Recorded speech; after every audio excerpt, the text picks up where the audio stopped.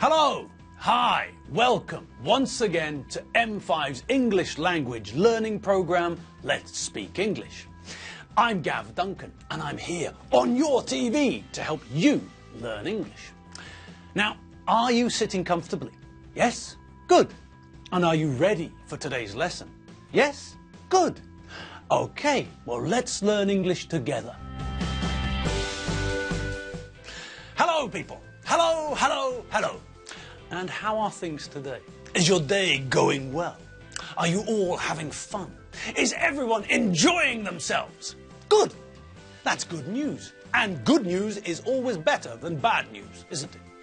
Of course it is. Okay then, welcome to Wednesday. Yes, it's the middle of the week, the middle of the working week, and we're here again, ready to get started. All right, so sit down, grab your coffee and get ready. What? What was that? Not everyone is having a good day? Who's not having a good day? Ivan. What, Ivan Pavlov? Ivan's not having a good day? Why? Ivan, what's wrong? Well, first Gusty dribbled on my lunch, then Mer got knocked over my coffee, and then I found some of Nigel's for in my sandwich. Oh dear. Ivan's having a bad day, isn't he? Oh, Ivan, I'm sorry to hear that. I'll have to speak to the animals after the lesson. Gusty, Margot, Nigel, see me after the lesson. Now, what did I just do? That's right. I gave the animals an order. I commanded them to do something. I told them to do something. Now, what did I just do? Yes, that's right. I used the imperative to give you an order.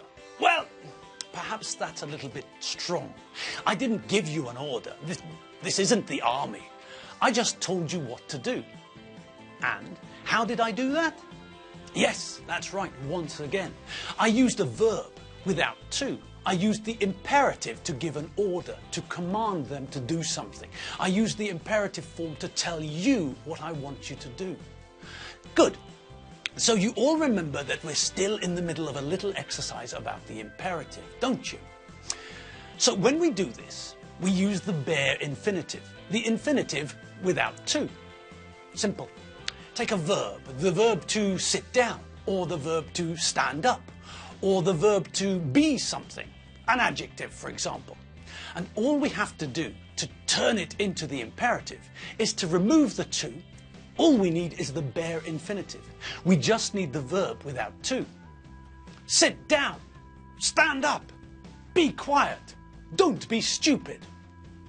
Okay, so that's pretty simple, isn't it? Yes, and did you notice what I did to make the imperative, the command, a negative command? Yes, that's right. If we want to tell someone to not do something, then all we have to do is use don't, do not, before the verb. I could tell someone to do something, or if I use don't in front of the verb, I can give them a command to do the opposite. Sit down. Don't sit down. Open the door. Don't open the door. Wait. Don't wait. All right, well, that's simple enough, isn't it? Yes. Now, in the exercise we were doing, we also saw an example of the imperative used to make a suggestion to a group. Do you remember? In this situation, we use let's, let us, followed by the bare infinitive. Now, this is a suggestion of what I think is a good idea for us to do. Let's go to Aberdeen for the weekend. Let's have pizza for breakfast tomorrow. Let's go home. I'm tired, cold and bored. Okay, but what do we do if we want to make this sort of imperative, this suggestion, negative? Well, in that case, we also use not. What a surprise! But for the negative, here, we normally put not before the infinitive. Let's not go to Aberdeen for the weekend. Let's not have pizza for breakfast tomorrow. Let's not go home. I'm not tired, or cold, or bored. So, that's simple enough, isn't it? Did you notice that I had to change the rest of the sentence for the third one? We have to make sure that the sentence is still logical. In the first sentence, the one where I want us to go home, then I give reasons why I want us to go home. I'm making the suggestion because I'm tired, cold and bored. Now, if we change the sentence, if we make the sentence mean the opposite when we add not to make it negative, then we also have to change the rest of the sentence. It doesn't make sense otherwise. I'm making a suggestion. I'm suggesting that we don't go home because I'm tired, cold and bored. That's mad. That's illogical. So, in order for the sentence to make logical sense, I have to change the end of the sentence too.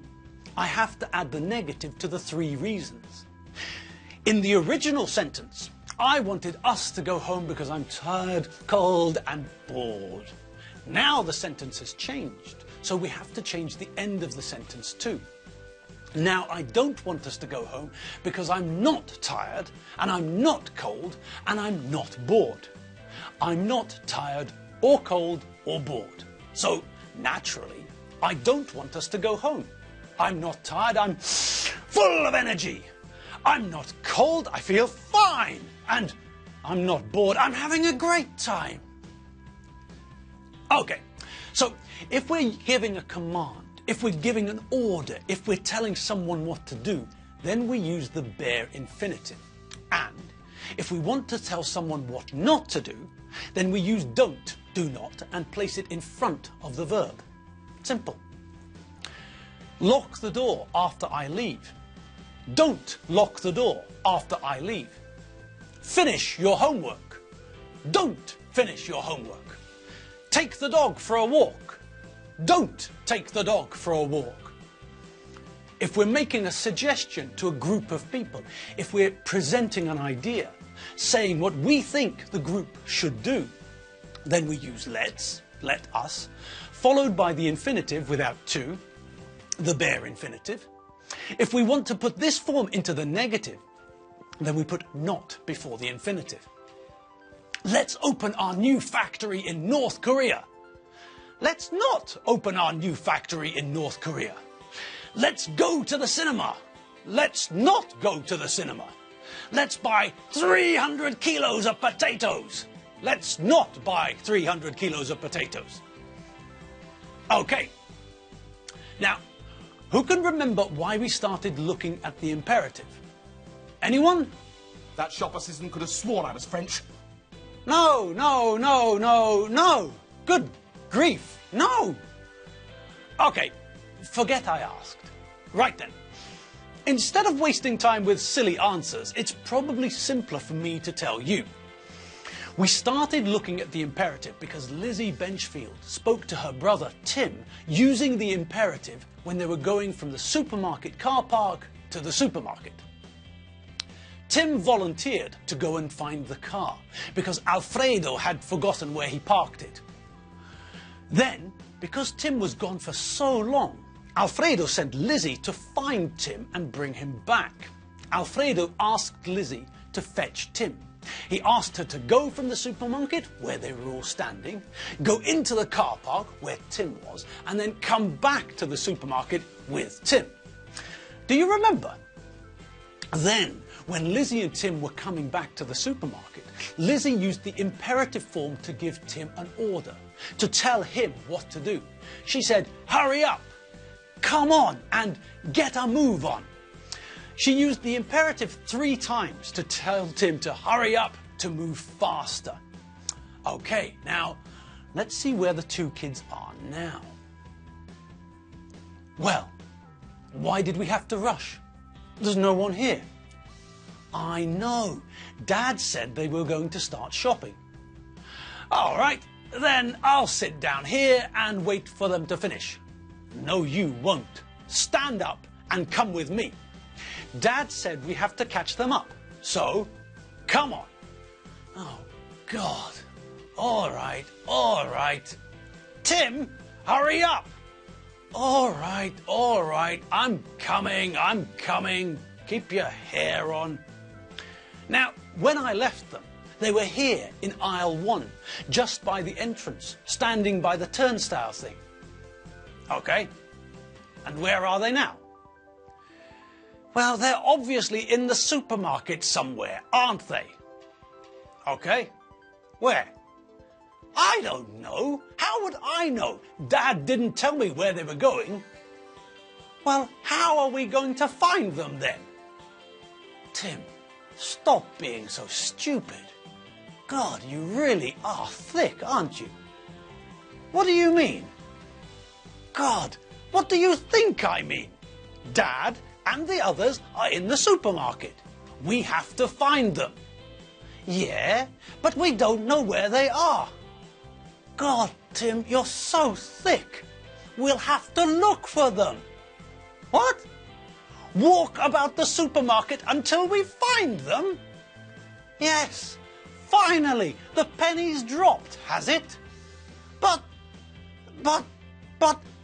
I'll get tired. All that walking. Tim, stop being a baby. Come on, let's start looking for them. My legs are sore already, and I think there's a hole in my soul from all this marathon walking. Tim, grow up. Stop being a baby. Hurry up and help me look for them. When we find them, you can ask Dad to let you sit in the shopping trolley, you big baby. Very funny. Hilarious. Stop moaning and hurry up. All right, now we're cooking with gas. So, Lizzie and Tim have finally made it back into the supermarket. And now they've got to find the rest of the family. Now they've got to find the others so that they can help with the family shopping. Tim's not very happy about this, is he? Tim thought that he could just sit down and wait for everyone else to do the shopping. He's a very lazy boy, isn't he? Tim never wants to help anyone. He just wants to sit around and wait for people to do things for him. What a lazy couch potato. Tim just likes to sit on the sofa and watch telly. Terrible. But Lizzie didn't let him sit down, did she? No. Once again, using the imperative, she told him what to do, didn't she? She said, stand up and come with me. So that's two imperatives. Stand up, get on your feet, and come with me. Follow me, accompany me, come along with me. Lizzie's not prepared to let Tim just laze about. They've got to find the others. They've got to catch the others up and help with the shopping. So, what else did we hear in the conversation between the two Benchfield kids? Well, we saw that Lizzie used a new verb, the verb to catch up with someone. This verb means that you're behind someone. It could be physical or it could be connected to a mental idea. Perhaps you're running in a race and you fall over. When you get up again, you try very hard to catch the other runners up. You try to make up the time you lost when you fell over. You run extra fast to get to the same position as the other runners. Okay, obviously this can only happen in a longer race. If I'm in a race with Usain Bolt, the 100 meters, and I fall over, then by the time I stand up again, there's no time for me to catch anybody up. The race only lasts about 10 seconds, and it takes me about 10 seconds to get up. Oh, and blimey! Is that the time? Oh, pencil sharpeners. We're out of time. Oh well, never mind. Clean the milk up with a damp cloth, look in the mirror and draw some new eyebrows onto your face. We'll continue with this tomorrow, okay? All right, well, if you need more English, you all know where to go, don't you? Yes, that's right. www.m5tv.hu. All right. Well then, I'll see you all tomorrow. Have fun, enjoy yourselves, and don't let the dog dribble on your food. See you later. Bye.